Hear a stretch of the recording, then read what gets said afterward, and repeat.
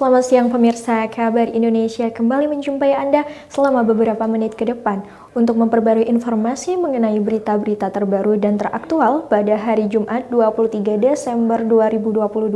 Bersama saya Nurul Laili, berikut Kabar Indonesia.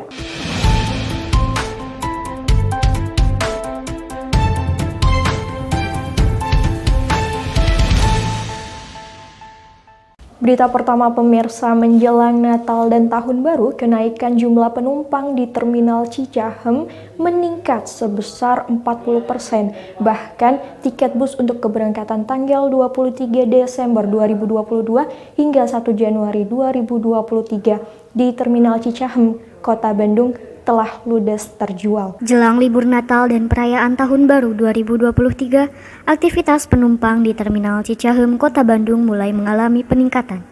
Meski belum terlihat signifikan, namun kondisi diprediksi akan terus meningkat seiring dimulainya masa libur sekolah.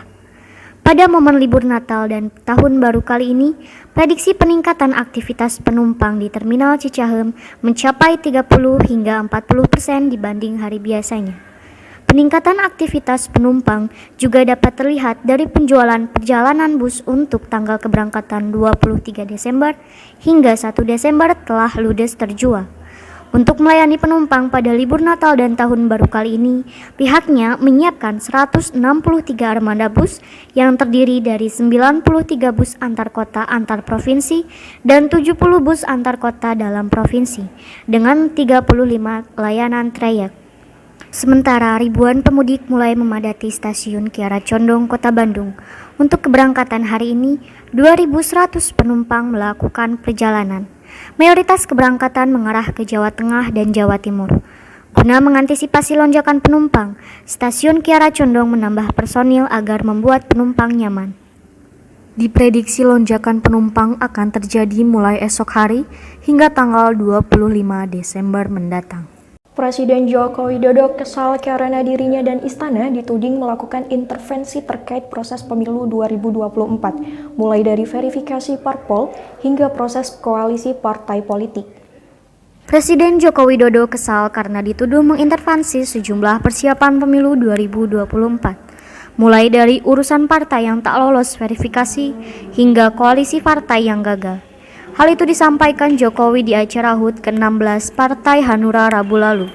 Jokowi menegaskan keputusan penetapan peserta pemilu merupakan wewenang penuh KPU dan tidak dicampuri oleh istana. Ini repotnya urusan lolos dan tidaknya peserta pemilu tahun 2024. Itu kan sebetulnya urusannya KPU. Urusannya KPU itu, tapi yang dituduh-tuduh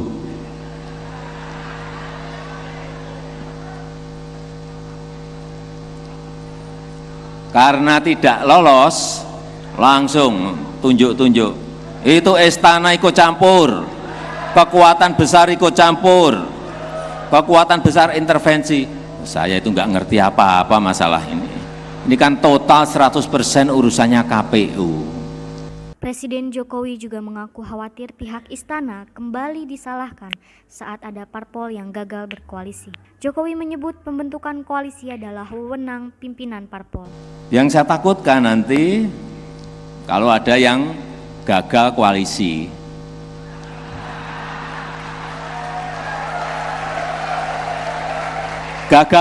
nanti yang dituduh istana lagi, ini istana. Padahal kita itu kan nggak ngerti koalisi antar partai, antar ketua partai yang ketemu. Tapi yang paling enak itu memang mengkambing hitamkan, menuduh presiden, istana, Jokowi paling enak itu. Paling mudah dan paling enak. Koordinator juru bicara Partai Demokrat, Herzaki Mahendra mengatakan, tuduhan kepada istana itu muncul karena netralitas Jokowi dipertanyakan saat Jokowi sibuk menebar kode untuk para tokoh tertentu yang disebut-sebut bakal maju sebagai capres. Kalau kami lihat ya bisa jadi karena Presiden Jokowi ya yang seharusnya netral dan steril ya Mbak dalam urusan pemilu malah sibuk memberikan endorsement nih ya kepada sejumlah tokoh yang diketahui akan maju dalam pemilu. akan maju sebagai capres. Ya, ini kan sulit untuk dianggap tidak sebagai suatu bentuk intervensi ya.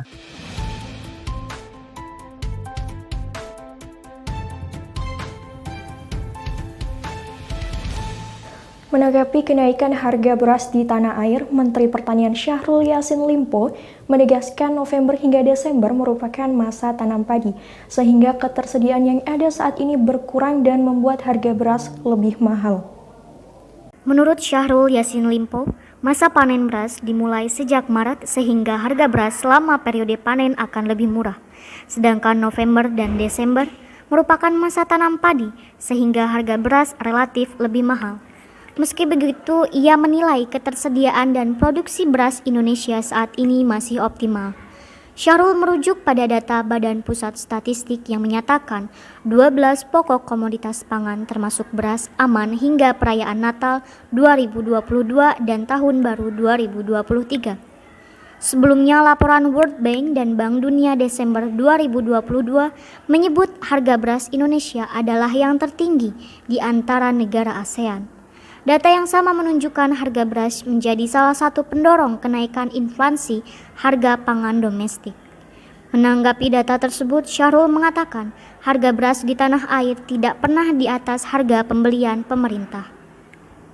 Kita tidak pernah di atas HPP, kita nomor 2 terendah yang ada di Asia bahkan ya.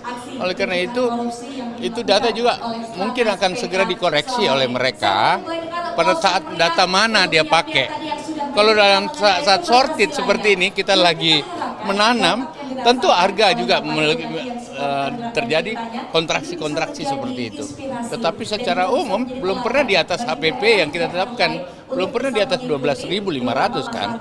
Seorang balita menjadi korban peluru nyasar yang berasal dari tembakan polisi. Korban menderita luka di bagian kepala dan kini telah menjalani operasi. Inilah lokasi saat balita perempuan berusia 4 tahun terkena peluru nyasar.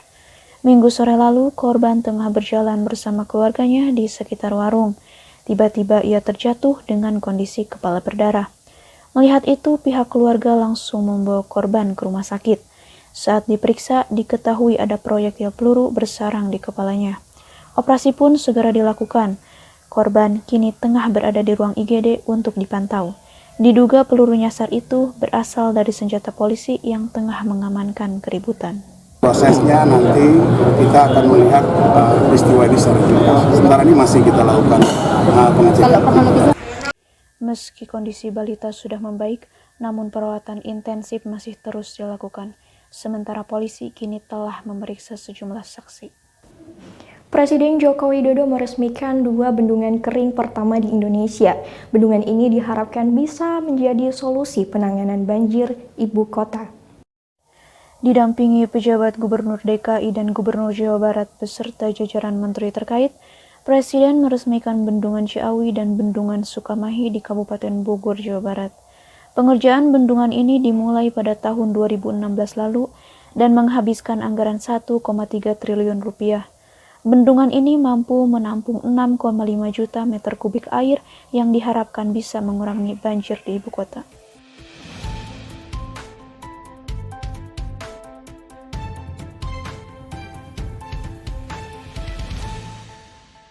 Bingung memilih santapan siang apa di Bandung? Kulineran di sekitar kampus bisa menjadi jawabannya. Di sana tersedia beragam menu makanan yang bisa dipilih dengan harga yang terjangkau. Kali ini Bahti Fahrizi akan memberikan rekomendasi kuliner menarik yang ada di sekitaran kampus di Bandung, tepatnya di Universitas Islam Bandung.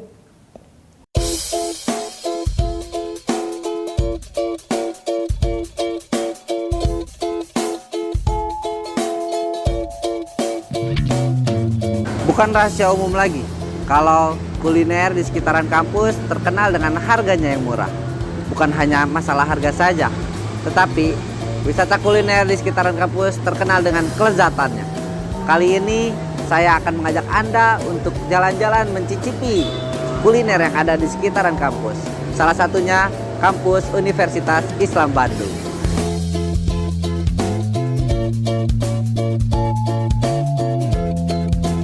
Harga yang murah kerap menjadi pertimbangan bagi mahasiswa untuk memilih tempat makan. Selain itu, faktor jarak menjadi penyebab tempat makan di sekitar kampus selalu ramai oleh mahasiswa. Jarak yang dekat membuat mahasiswa mudah untuk mendapatkan makanan sebelum atau setelah beraktivitas di kampus. Namun ternyata, tempat makan di sekitar kampus juga kerap menarik pengunjung dari luar lingkungan kampus. Salah satunya di Jalan Taman Sari nomor 1 Bandung. Di ruas jalan ini setidaknya ada 20 penjajah makanan, mulai dari penjual kaki lima hingga restoran. Kira-kira makanan apa ya yang paling direkomendasikan mahasiswa dan pengunjung? Saat ini saya sedang bersama salah satu mahasiswa dari mahasiswa Universitas Islam Bandung. Dengan siapa? Jihan, Jihan dari fakultas mana? kedokteran.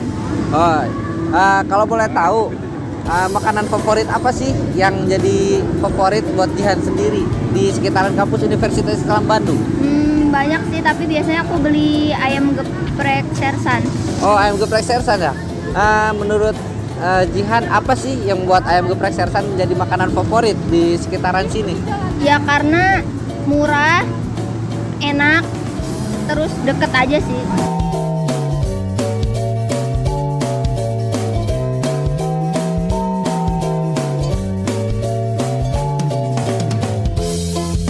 Ada berbagai macam makanan favorit dari sejumlah mahasiswa dan pengunjung di sekitar Universitas Islam Bandung.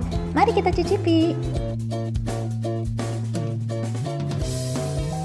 Ini dia tempat makan ayam geprek Sersan yang harganya murah dan juga lezat.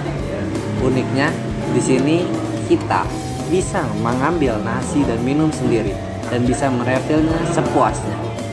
Tanpa lama-lama lagi, kita langsung saja cicipi makanan yang menjadi favorit di sekitaran kampus Universitas Islam Bandung. Bismillah.